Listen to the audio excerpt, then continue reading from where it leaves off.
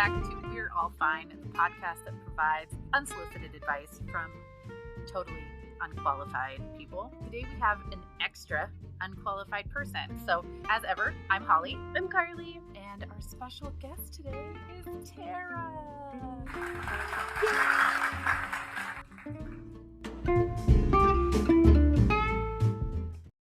So, Tara's had this amazing background in the romance novel industry, which is, it's really important to me.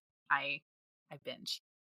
And she has been on the covers of a couple of these romance novels, including for one of my favorite authors, Jennifer Armentrout, which is very cool. We will actually have Tara's Instagram in the show notes if you guys want to go check it out. Tara, I'm sorry, I've been snooping through your Instagram for a while. That's okay. It's allowed. And I mean, blah, blah, blah. Tara's got 5 kids. She rocks it out. She's in management, blah, blah, blah. Those are like, whatever. We put that on paper. Tara, why are you really here today? What are your unqualifications to answer advice today? Mm-hmm. I am a superb consumptioner of coffee. Oh. God, wow. That was, they say words paint 1,000 pictures, words paint 1,000. I don't remember, but that was it. Words that everywhere, not a sentence to be found. You took the words and the breath out of my face. Great job. Totally wasn't ready for that. Tara, could you tell us a little bit of some of your experience working in the, what do you call it? The book world? I don't know. Just the book world, really, is all we call it. Was it like literary smut? Yes. So can you tell us some of your experience, maybe even a story from there? Oh gosh. Yeah, I think my favorite story is really just how I got started. We got to go to this book signing called Love in Vegas, and it was in Vegas. I went with my 3 aunts, so it was like my mom's sisters, and we got to go to this. It was it's like a dance convention, but for books, and it's like hundreds of authors, and they're just at all these tables, and then they have these like meet and greet parties before. And when we were there, we were meeting all these authors. My aunts were kind of vloggers, so they kind of were kind of famous in this world, I guess, on their own extent. And so they were like passing me around, like, "Hey, this is our niece. Like, this is our niece." And like one of them was just like, "You look pretty. Have you ever done photo shoots?" And I was like, "Not since my Hooters days, and that was years ago."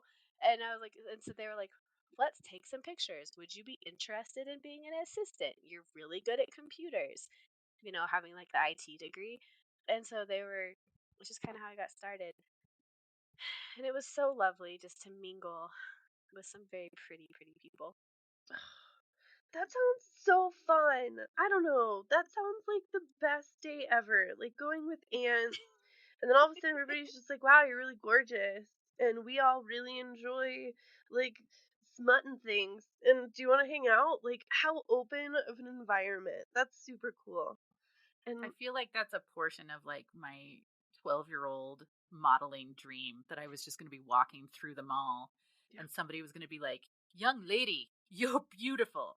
We would like to do a photo shoot." And it would be like a legit thing, not a guy leading me back to his windowless van. Like it would be like real. Right. Or like one of those those kiosks where they used to hand out stuff. Yes. Well, and then I would show them my glamour shot with like my hair that was up to here, and I would be like, "You're welcome." Right. I look really great in this. I'm sure you know that. Your professional eye. Well, and like, I'm pretty excited, Tara, because I feel like you are a pro. As you are a coffee connoisseur, I believe Holly and I are probably romance novel connoisseurs as well. And to have a professional on probably our first Not Suitable for Work episode, I am feeling pretty great. I feel like we're rubbing elbows. So I for real. I can't wait. So my journey with romance novels started probably at a too young of an age, but I turned out great. My my father's parents were the live on site managers of a senior mobile home park, and they had a clubhouse. And at the clubhouse, there was a pool table and a little kitchen, and there were no other kids there because it was always 55 and up. And so when the parents would get tired of us, they would send all of us kids over to go play at the clubhouse or to just go be busy. And I saw these, like, in the room with the pool table, there was this wall, like, floor to ceiling of books. And on every cover, it was this, like, beautiful woman in drapey fabrics with, like, flowing hair. And Hmm. growing up as a redhead, you don't see many redheads on covers or on TVs. Like, you have Buttercup from, oh, you guys think that, but if they are, they're always like the sidekick. They're never the main, except for Powerpuff Girls and then the Harvey Girls. Everybody else, the redhead is like always the side chick. Promise, look it up. We are the sidekick. Or and then Kim Possible was a, but that doesn't matter. Anyways, so I'm seeing all these redheaded women, right? And these like honking dudes that don't have buttons for their shirts, so they must need help. And so I Do they start, though? I Do mean, they? depends. And so I started reading these books, and historical romance novels are my favorite. Like, if there's a castle, I'm in it. If there's like a bale of hay somewhere around, maybe a horse in the background, I'm in it. So yeah, I spent majority of my summers in a senior mobile home park reading filthy romance novels, and they've stayed with me. My That's favorite one, beautiful and also creepy. I mean, well, I wasn't supervised. I mean, I wasn't like a young child. I could read the words, but Again the Magic is my favorite one. Again the Magic. I literally just had it right here. Now I lost it. That is my favorite romance smut novel. It is so good. If you haven't read it, read it. We're not sponsored. I'm just a huge fan, and I feel like people would enjoy it. I'm currently going through the Bridgerton series because I haven't. Ooh. It's lovely. I happen to love Julia Quinn, so that's also it's real nice. It's real nice. And I will tell you with some of these books, like I have yet to read a romance novel written by a man. And Terry, you said there's a number of male romance authors, right? Yeah, oh my gosh, there's so many. I would say it's probably a 60-40 split of 40% male authors. I have never read a male author. It's also like it's the same reason I don't have a guy gynecologist. Like I just feel like if someone's going to tell me what's happening anywhere in that area, I need it to be someone who has like at least some firsthand experience. Mm-hmm. So yeah, and I read all my books in general from the female perspective. So I'm kind of curious what that would be like. And Carly, I think this is actually a great segue into what you've got for us today. I'm so excited. Again, we already warned you guys once. This is our first not suitable for work episode, so I'm ready. Woohoo! So I, in preparation for this episode, was so excited about like coming up with like a it could be worse, because there's literally nothing better than putting on some nice jammies, curling up under a blanket, and reading some smut, right? Especially, oh, it's always really fun too if you read it in public, because people don't know what you're doing either. And they're like, wow, look at that woman spending her time reading. And you're just like, yeah. And you have no idea what I was just reading, Carol. And it's super fun for me. But then I was like, so what? How could this be worse? And then I realized that there's a world that I have not tapped into, which seems like predominantly male romance novels writers or book writers have a very interesting perspective on how to describe women's bodies or movements or their own equipment. So, we're going to play a quick game.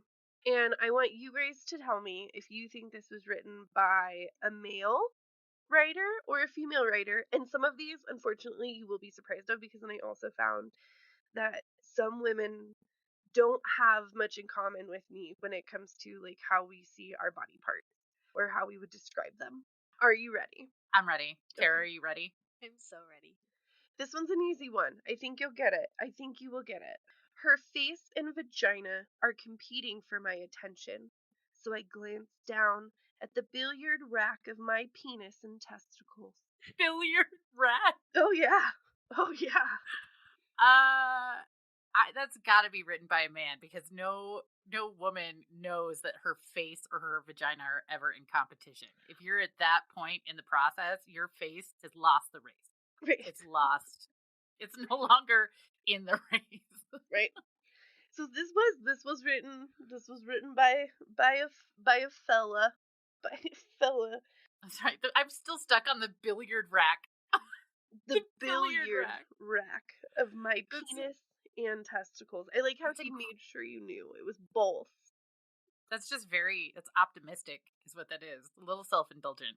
Oh, you're gonna. Are you Oh ready? god. Are you ready for I'm this already one? crying. Tara, you have to take this next one. This one you guessed. Okay. Yep, you got this. I believe in you. Her vaginal ratchet moved in concertina like waves, slowly chugging my organ as a boa constrictor swallows its prey. That was the most disgusting. I'm not, Oh man. Tara, I'm going to give you that one. I mean, I'm going with a big boss corporate man. Yep, yep, definitely. He I don't want to I don't want to be mean to these authors. So like I'm trying to keep them anonymous. They know who they are. They know what they wrote. But yes, this was a actually two fellers. Two fellers wrote that one. That book. What was it? The ratcheting? Yeah, so her vaginal ratchet, like a ratchet set, like the Well, yeah, I'm wow. That moving there in is no con- part of me that would be like, "My god, this is so romantic."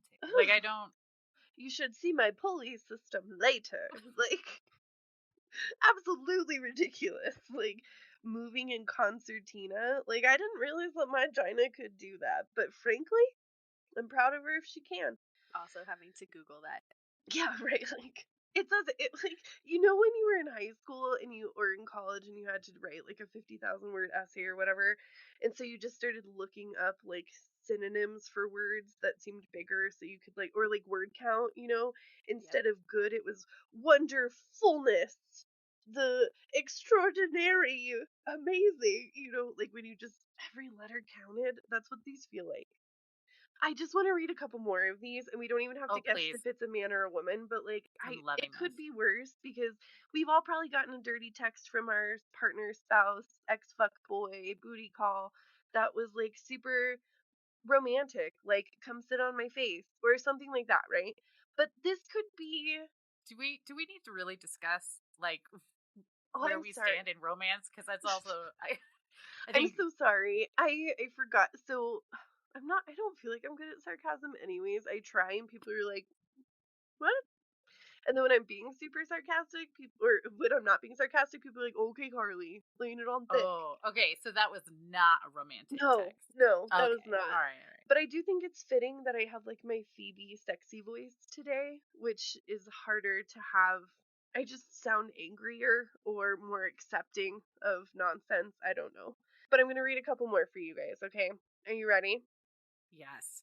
Super ready. Her nipple poking out, upturned like the nose of the loveliest nocturnal animal sniffing in the night.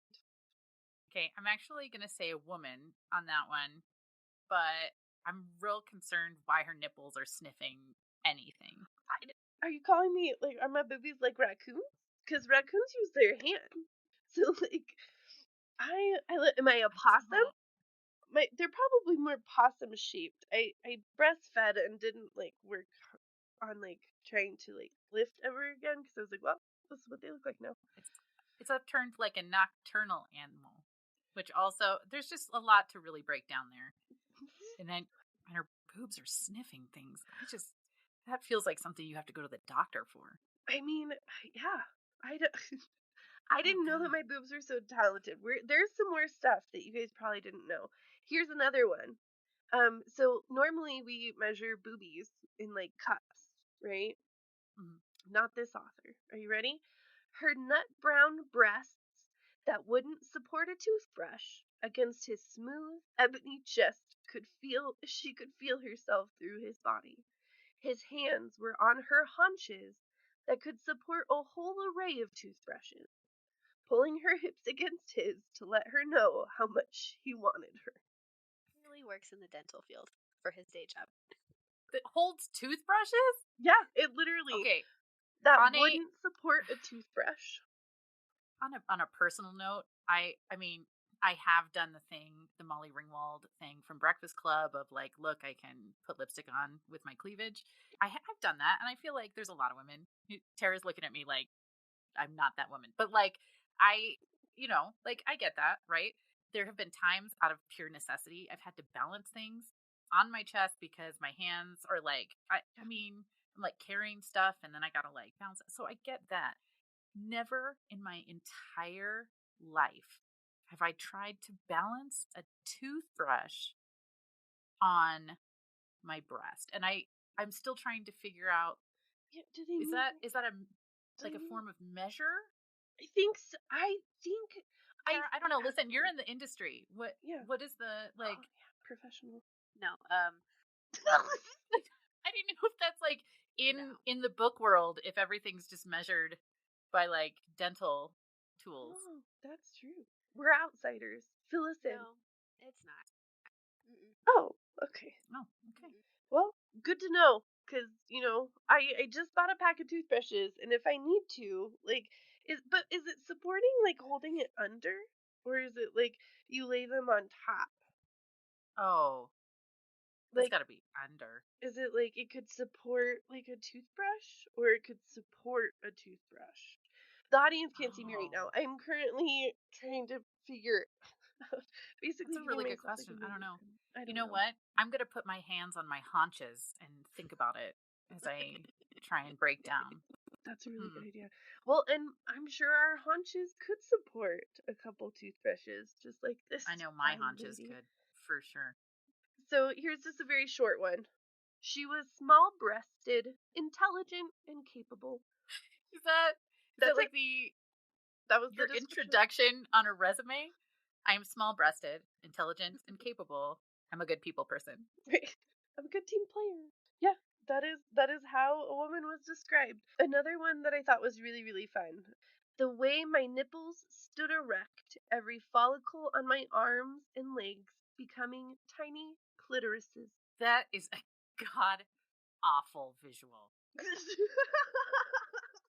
My body has never done that. So I've gotten chicken skin before, but my body has never turned into a bunch of tiny clitties. So how common is that, Tara? Is that a common? Is Should I try new things? The worst part is that I think I know who that author is. It's a name like popped into my head, and I'm like, oh yeah, oh yeah, Oh Oh, no. oh no. that's Are we totally talking who shit it about is. one of your friends? No, no, Okay. no, no, no, no, no, no. But it makes perfect sense. If it's who I think it is, it all makes perfect sense, and it's not common at all. Just So I don't need to thinking talk about to my OB about this. That this never happened to me before. I think we're the safe. visual that comes into my head is that like what is the movie Pan's Labyrinth where you've got the like dude that's got the eye on his hand? Yeah, and that's all I can think of except instead of eyes on his hand, he's got like clitties like right on his hand. Cute little It's just clitties. very disturbing. Yeah. I That's don't. not a romance novel. Well, listen, because we're kind of like in the zone, you guys ready to give some solid advice? I'm Are you up so for it? ready. I'm so Okay. ready. Listen, these people need some help. I grabbed a couple Am I the Assholes because I think this is great. I Okay. I agree. All right, here we go. I, a 26-year-old female, have a neighbor who is a girl aged around 19 who lives with her family. I don't know much about her, but I see her every day out on her balcony smoking. She doesn't seem to ever be out of her house and seems to be slightly odd. Besides that, I have no problem with her. About roughly 2 weeks ago, me and my partner were engaging in sex when he opened the window because we were getting hot. After about 15 minutes, I can hear that girl shouting up from her balcony saying, "I can hear you clapping. Close your window." My partner kept looking out of the window at her to check to see if she was still there, and she started saying, "Are you gonna close the window now then?" every time he looked out. The very next day, I was outside my block talking with some neighbors when she came walking past, giving me a really dirty look. I just ignored her. Yesterday, me and my partner were making love again when about 10 minutes in, I hear her again basically saying the same things as last time. This time, I looked out and she said, "Can you mind your own business, please? You're embarrassing me." She replied, "Then stop opening your windows. Nobody wants to hear that. It's disgusting. What about how I feel?" I wasn't about to argue out windows, so I just closed my window, but me and my partner were put off after that. Now, today, her mother pointed us out when we were leaving our block, asking us to close our windows when we're shagging. This sounds like this is a British ask. And that we're apparently making her daughter uncomfortable and that she has PTSD. I told her that her daughter is making me uncomfortable when shouting up to us while we try to make love. Basically, she wasn't having it and threatened us, saying if it happened again, she was going to make a report for antisocial behavior. Are we actually doing something wrong here? Because I'm trying to look at it from all perspectives, you know? So I don't. So here's my thinking on this. Having lived in neighborhoods where the houses are really close together, Mhm. I did used to have a neighbor that would get real loud when they were very excited. And it echoed through the neighborhood because we had sort of an echo chamber among the backyards. So, like, you had to, like, pull the children inside and, like, the birds all flew away and the animals all hid because it was just very loud and echoey. It's like the And opposite of maybe Snow White. That's hilarious. so, and I understand that. Like, that's really tough. It was also in the middle of the day, which, I mean, good for them. Like, good on them. I think that's great. But also really difficult for the rest of us who are just trying to live our lives during the day. So I get that. But if it's like at night, it's hot out, of course the window's open. I get that. And somebody starts yelling at you, nobody wants to hear your clapping. I mean, that's a whole new level of just kind of mind your business. It's just part of like living in a close place, I guess. Yeah. I think I'd go harder at that point. Like, that's my space. Leave me alone. Good for you, Tara. I know. I agree with you. If this was a younger situation, like if a parent came to you and said, "Hey, my 8-year-old is asking questions because they can hear or see or please stop," then 100%, like no question. But you are 19 years old. You are an adult, supposedly. Your brain isn't fully developed, but that's none of my business. Does she have the PTSD from listening to the clapping, or is the PTSD there beforehand? And now, Right. like, the clapping is activating. I don't know. Well, see, and that was literally why I was quiet because I was like, I don't want to be the asshole that's just like, bang, you're allowed to. You pay rent, you bang. But like at the same time, I I like Tara's answer. yeah, I do too. Yeah, I do just three. Yes, women supporting women, including themselves. I'm into it. Yeah, I mean, you should be able to eat in your apartment. You should be able to sleep in your apartment. You should be able to bang in your apartment. Like those are natural human things. Grown grown-ups enjoying grown-up things. yeah. Why are people looking at you weird? I don't know. I mean, unless, and it, again, we don't know the extent of it. If it's just like noise and like, like the general noise that comes out, as that's all going on. But if they're like screaming full phrases of like real, I mean, stuff that like, listen, everybody's kink is their kink and that's great. But like, Yeah. if somebody's screaming, like, pour that hot sundae on me. I like it when it, like, I don't know. I'm just trying to think of like weird things, but like if that's what's getting screamed out, or I don't know. Carly, I was just I I don't know if just you Is the person a banana split in this? Like, are they I, like just I like don't know. I think our audience just figured out I'm not great at sex talk. That was just my improv skills completely failed. honestly, I thought it was really good.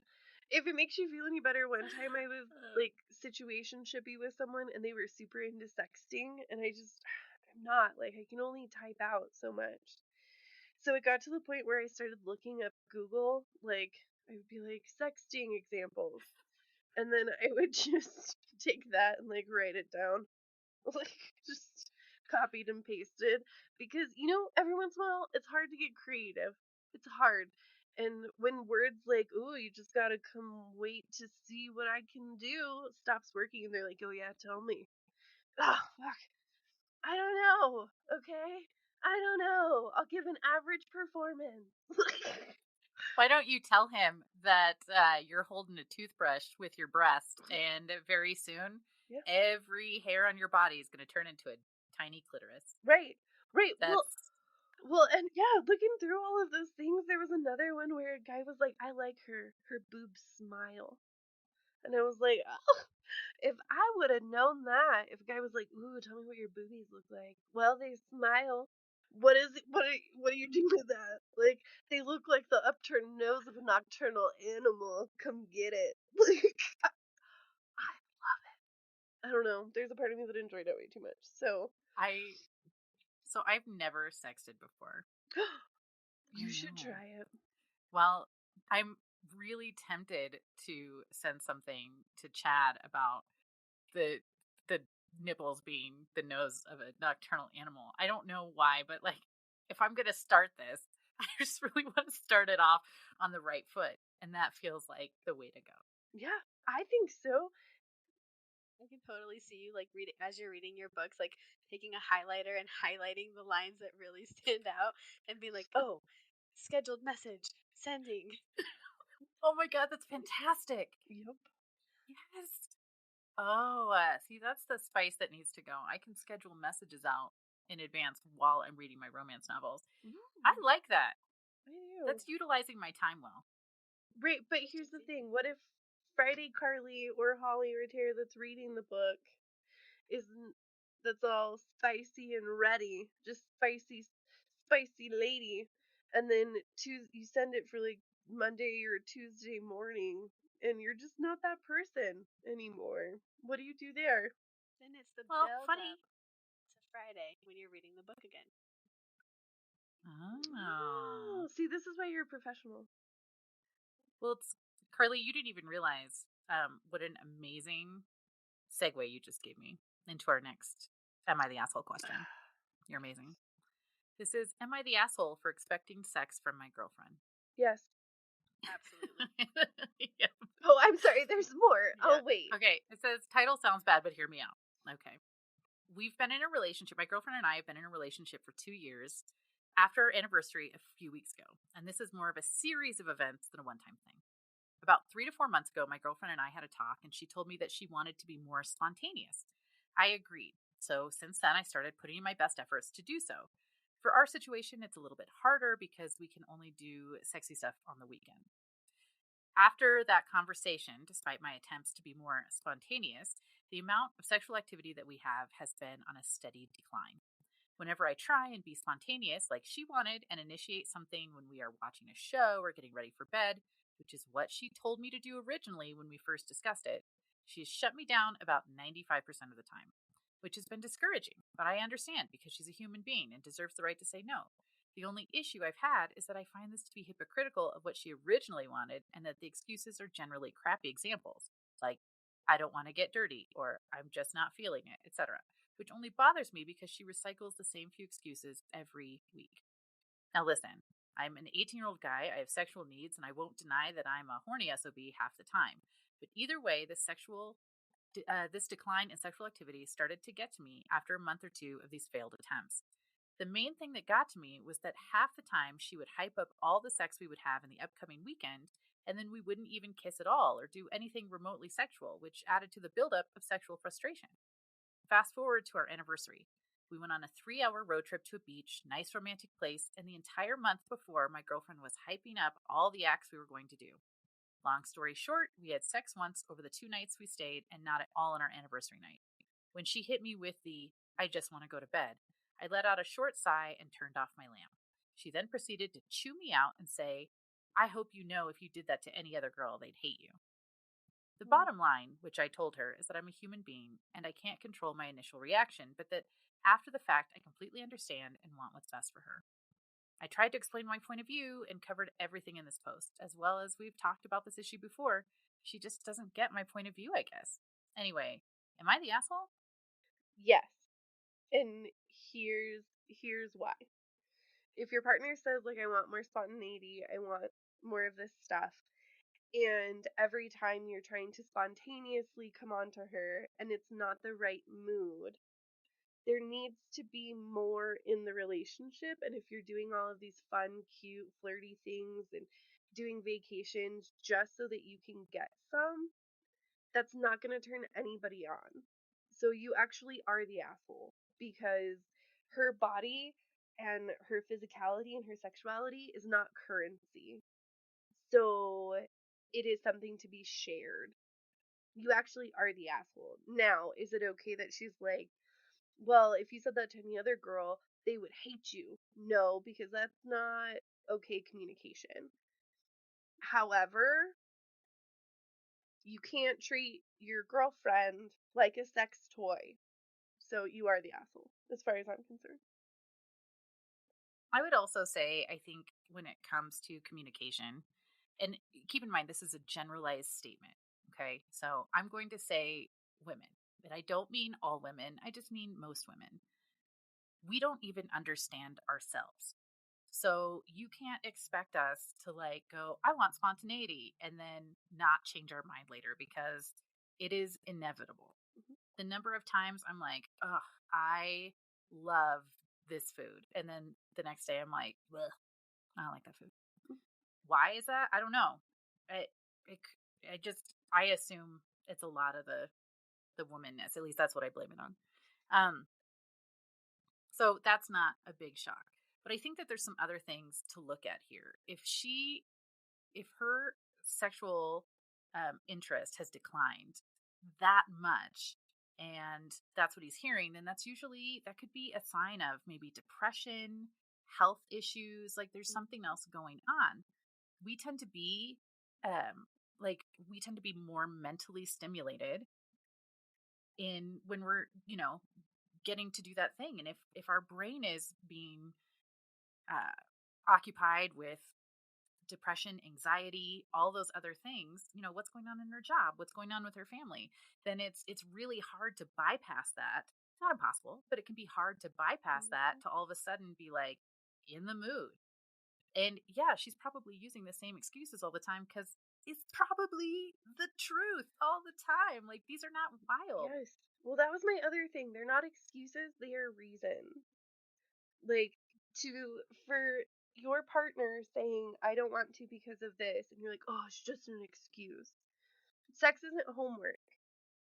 It's not like a failed deadline. It's not an excuse, it's a reason. Hear the reason.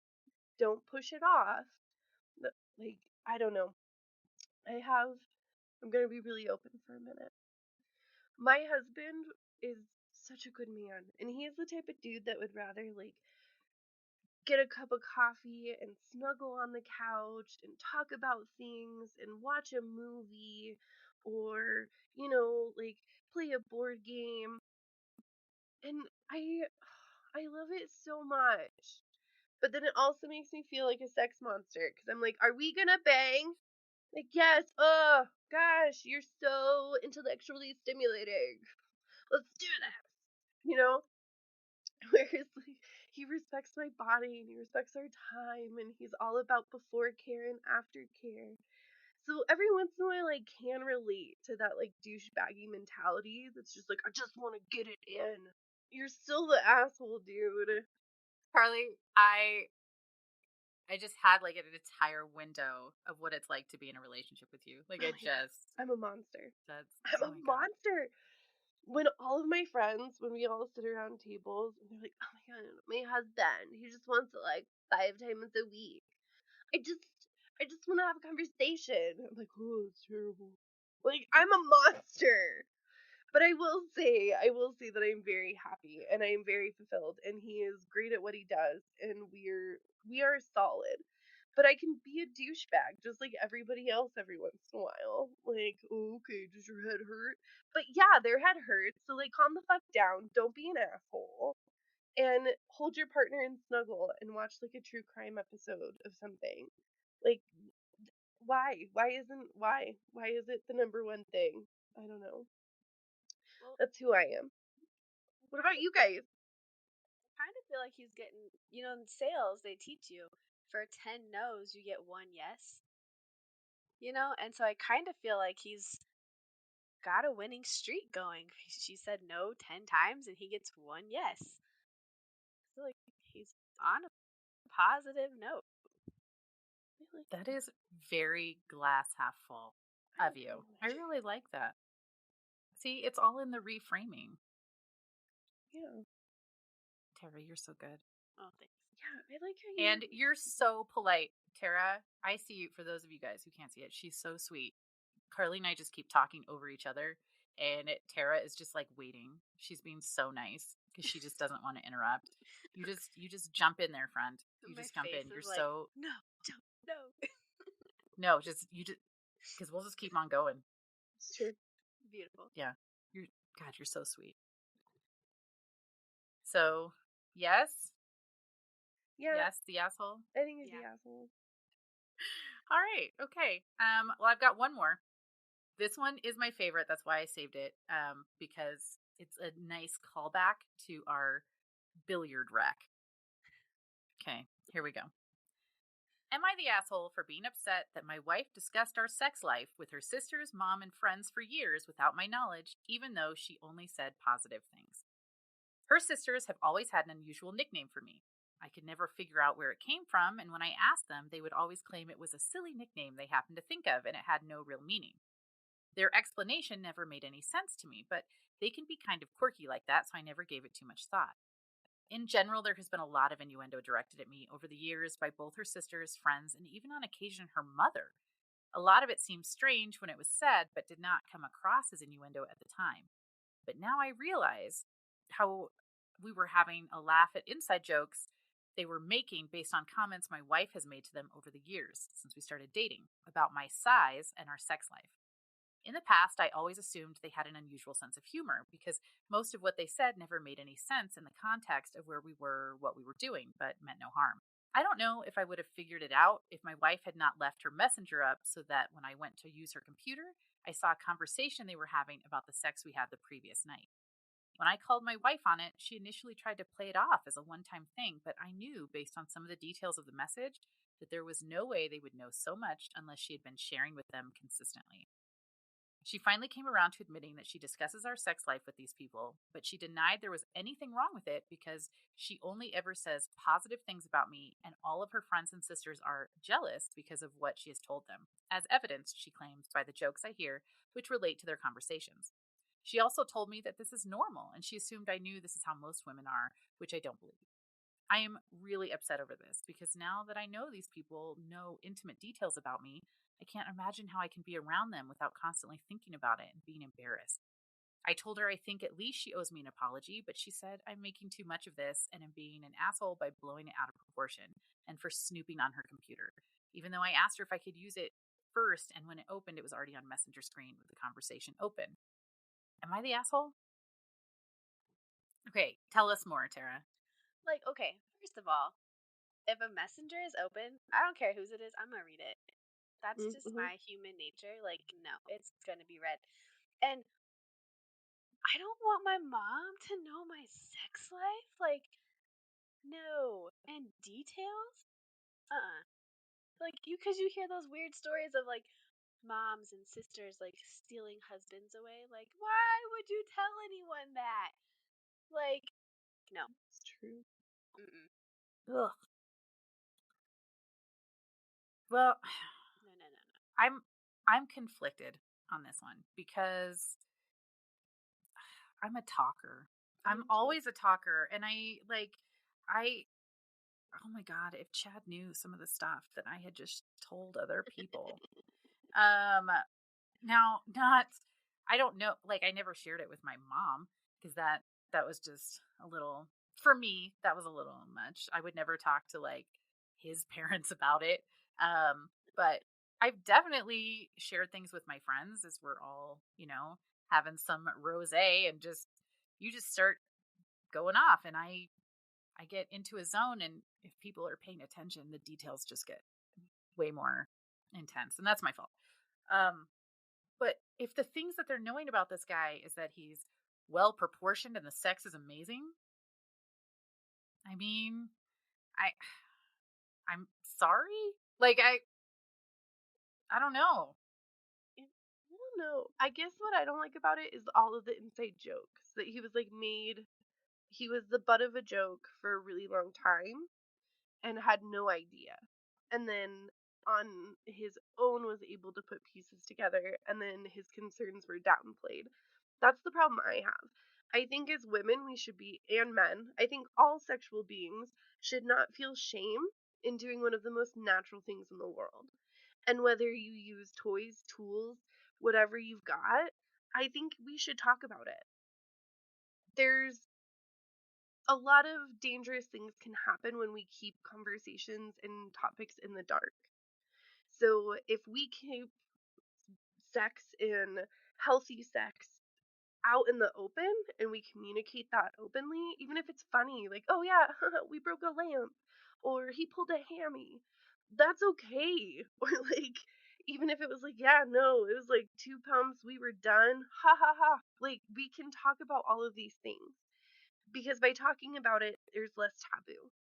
So that I'm fine with. And I think having, I mean, I have talked to my mom about my sex life before. Not like, oh, and then he this, and then she this, and then we this. But it was like, yeah, like this is the person I'm sleeping with. Or I'm lucky enough that I have the relationship where if something happened with my body that I didn't understand, I could say, like, Mom, is this normal? I didn't have to Google it. I didn't have to wait until after school on a bus to ask peers questions quietly. I had a safe place. And so that I'm cool with. All of that I'm cool with. But making fun of someone's sexuality openly in front of them, but in this backhanded way, not cool. I don't like that part.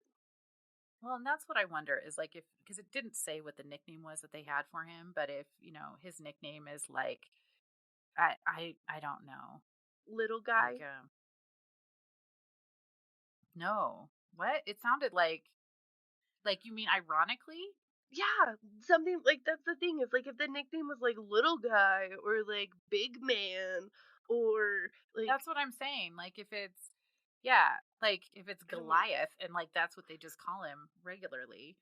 I don't know. I think about it from like the completely other side. If it was as a woman, my husband's friends are saying comments to me like, you know, like they start calling me toothbrush, and I know like what he's been telling them because my boobs can hold multiple toothbrushes.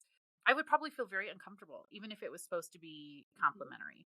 Like I would be like, why are you talking to them about that? Like mhm. that just makes me feel really kind of icky. So I can see that from the other perspective for sure. Yeah, and I think that there's a difference too between like having a conversation with your friends in a safe Mhm. space where you know like what's in this conversation staying here versus the comments and like, the comment back to them. I think that that's a pretty massive difference of like Yeah. when it's appropriate, when it's not appropriate. Well, I think we're all in agreement with this one too. Guys, look at us. We're amazing. Because it's true. Yeah, it's all of the afterwards stuff that's not okay. Like, I don't like it. Well, this feels like a good time to move on to our crowning moment for today. What do you think? I'm ready. Okay. So is your dog. Your dog is ready as well. I muted it. I'm so sorry.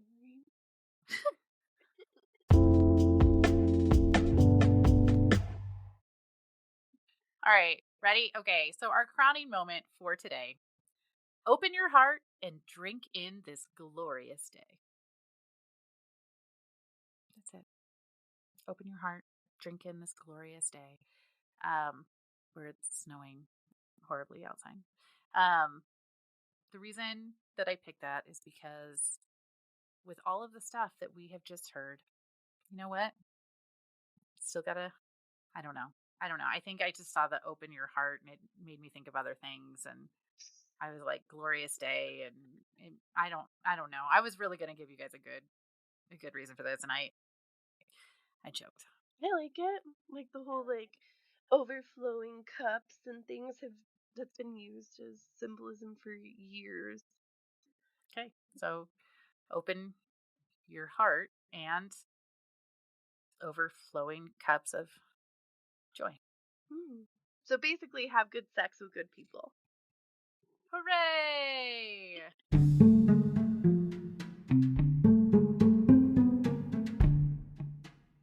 Tara, thank you so much for coming on today and sharing some of your expertise and all of the good stuff. Yeah, thank you so much for having me. This is so cool. You're so cool. It's so fun. Really and truly, guys, you should check out Tara's Instagram. She doesn't always have it on public, but if you do get a chance to snoop through there, her book covers are on there, and whoa, Tara is a babe for real. So you can check that out, and then while you're on Instagram, come and check us out at We're All Fine Podcast and Facebook. We're All Fine Podcast. We'll be releasing some clips. You can also find us on YouTube. And Carly, what are we on YouTube? We're All Fine Podcast. Oh my God, it's so much to remember. So you guys can go check that out and leave us a little message. Say something. We'd love to hear from you. All right. Well, we love you guys. Bye.